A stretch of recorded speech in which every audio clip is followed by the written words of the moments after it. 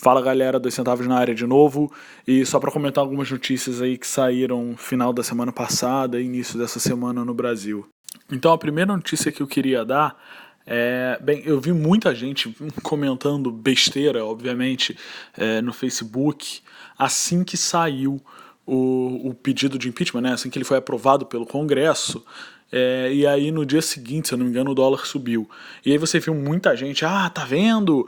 Ah lá, aprovou o impeachment e agora o dólar sobe, tá vendo? Ninguém sabe de nada, todo mundo tava falando, nananã. Então assim, só para deixar bem claro, eu acho que qualquer pessoa que tem um mínimo de entendimento de economia sabe que qualquer decisão que seja favorável a algum crescimento de longo prazo, ele diminuiria o valor do dólar no Brasil. Qualquer pessoa que tem contato com o mercado financeiro também sabe que existe um ditado, digamos assim, que sobe no boato e cai no fato. Nesse caso seria referente ao real. Obviamente, antes mesmo do pedido de impeachment, quanto mais próximo as pesquisas indicavam a aprovação, menos o dólar subia, na verdade ele começava a cair. Que basicamente quer dizer que antes de alguma notícia que vai mudar o mercado de fato ocorrer, as pessoas já estão apostando naquilo, né? O mercado é feito de expectativa. Então, antes do impeachment ser aprovado, já tinha uma galera apostando que o real iria apreciar, né? Então a cotação ia cair. E a galera já estava meio que comprando essa ideia. Assim que saiu o pedido de impeachment e a galera viu que estava ganhando dinheiro com essa ideia, a galera começa a realizar o lucro. E por conta disso tem uma pressão para que o preço vá para o outro lado, tá? É por isso que esse ditado existe, e isso funciona com real, dólar, assim como funciona com diversos outros instrumentos financeiros, ação e afins, tá? E não contente com isso, o terceiro ponto é que o Banco Central, e aí desde o pedido de impeachment ter sido aprovado, desde então o Banco Central está entrando diversas vezes no mercado, fazendo swap cambial para que o preço do dólar não caia. É meio que uma medida para você tentar ainda estimular a exportação. Tá? Da mesma forma que quando o preço do dólar estava subindo muito, o Banco Central entrava no mercado fazendo swap cambial para travar a subida, então ele entrava colocando dólar no mercado para diminuir esse ímpeto de compra. Agora ele está fazendo ao contrário. Como tem muita gente querendo vender dólar e por isso o preço do dólar começa a cair, ele entra comprando para segurar essa queda. Tá? Basicamente é isso. Assim, é uma explicação muito simplista, mas é bem isso mesmo. Outra notícia favorável foi que, exatamente por conta dessa apreciação do real durante o mês de março, eu acho que pela primeira vez na história, tanto a União quanto estados e municípios eles tiveram lucro nas operações financeiras, tá? Que eu me lembre, nunca antes os três tinham tido. E basicamente o que ocorre é que eles começaram a receber mais dinheiro de juros do que eles tiveram que pagar. Então, no final das contas, a apreciação ajudou inclusive as contas públicas, diminui o peso das despesas de juros no orçamento, o que quer dizer que, no final das contas, a gente tem que pagar menos imposto por conta disso. Acabando aí o lado positivo das notícias, saiu também notícias referente ao Michel Temer e aos compromissos que ele estava assumindo caso ele fosse erguido à posição de presidência, né? E aí ele falou que ele iria lutar para reduzir o tamanho dos ministérios, né, reduzir o número de ministérios, ia trabalhar também na parte de reforma política, para que não houvesse mais reeleição e coisas parecidas, e no fim das contas, a notícia que realmente chamou mais atenção foi a questão de privatização. Ele falou que ele iria privatizar tudo que pudesse. Ou seja, nesse caso, você vai ter uma diminuição do Estado, uma diminuição do custo do Estado, você começa a colocar a iniciativa privada para tocar serviços, o que normalmente é uma coisa muito melhor do que o próprio Estado, e para melhorar a situação, assim, para fechar com chave de ouro e botar essa galera que, fica falando mal de privatização quietinha, no mesmo dia saiu uma notícia falando que os Correios tiveram um prejuízo de 2 bilhões de reais, tá? No ano de 2015. Então, assim, a empresa é monopólio de Correios no Brasil e ainda assim ela consegue ter um prejuízo de 2 bilhões de reais, sem concorrência, colocando o preço que ele quiser e fazendo tudo isso, tá? Obviamente que esse prejuízo não vai ficar na conta dos Correios, vai ficar na nossa conta, vai ficar na conta de todo mundo que paga imposto, que vai ter que pagar mais 2 bilhões de reais para cobrir o rombo dos Correios. Olha que legal. E isso é só Correios. Se a gente começar a entrar nos fundos de pensão, Postales, Petros, cara, fudeu. Esse número sobe absurdos, tá? Isso nada mais é do que uma total ingerência do Estado, só mostrando que o Estado tem que ser usado para governar e não para administrar a empresa. Simples assim. Então, obviamente, a gente espera aí que essas medidas sejam tomadas, mas que, obviamente, também sejam tomadas com uma forma decente, né? Não como no governo FHC, que houve muita roubalheira de fato e que você não abriu a economia para uma livre competição. Então, o governo deixou de arrecadar muito mais dinheiro do que deveria e os serviços acabaram ficando na mão de poucas empresas.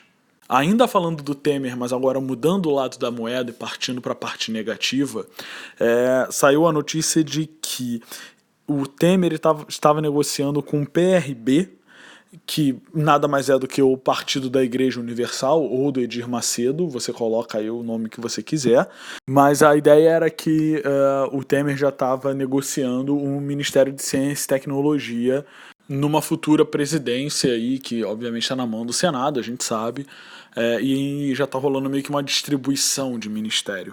Bem, em primeiro lugar, a respeito da distribuição de ministério, mesmo sem ter nenhuma prova cabal de que o Temer vai ser o próximo presidente, eu acho que já é um pouco precipitado você liberar esse tipo de informação.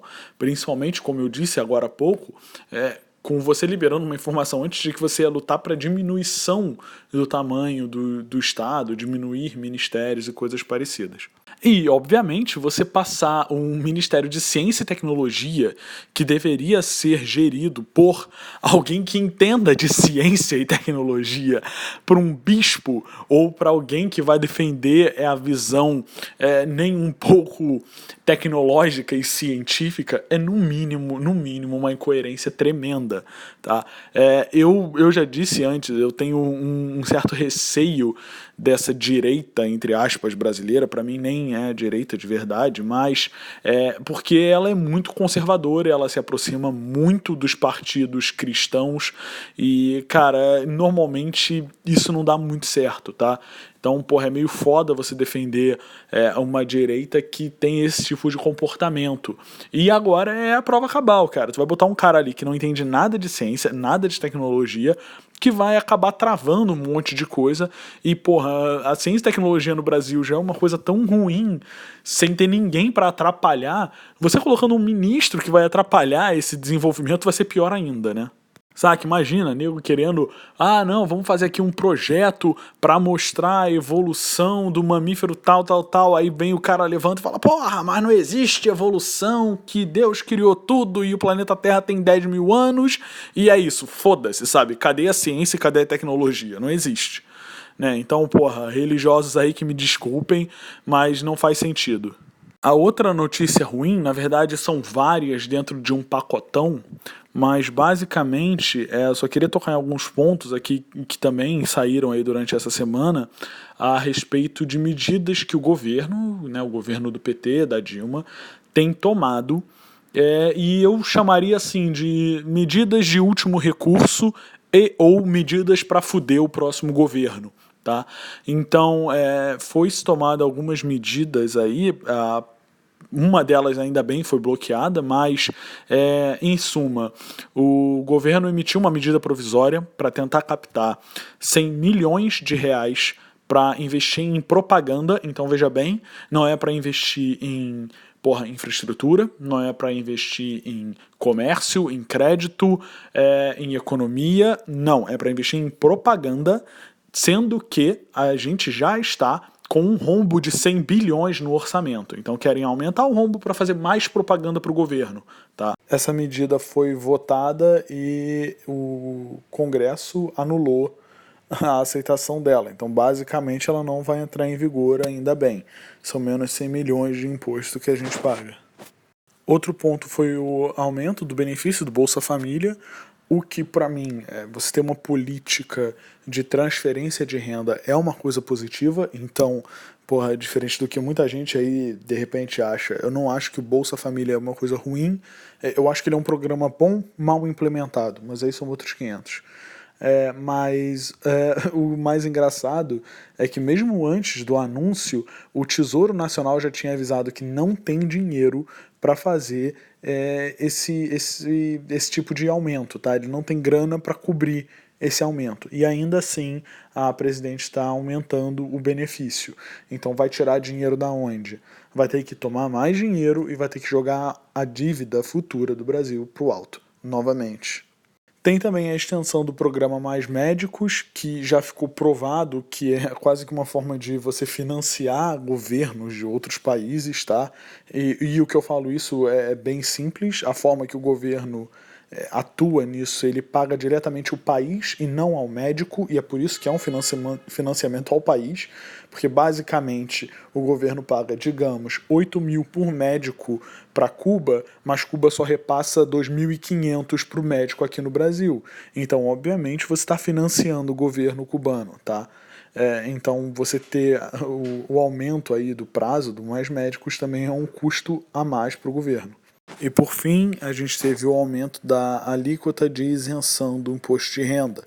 Então, você acaba colocando mais pessoas nesse bolo que não vão precisar pagar imposto de renda. E, obviamente, as pessoas que não vão estar pagando imposto são as pessoas que têm menos grana.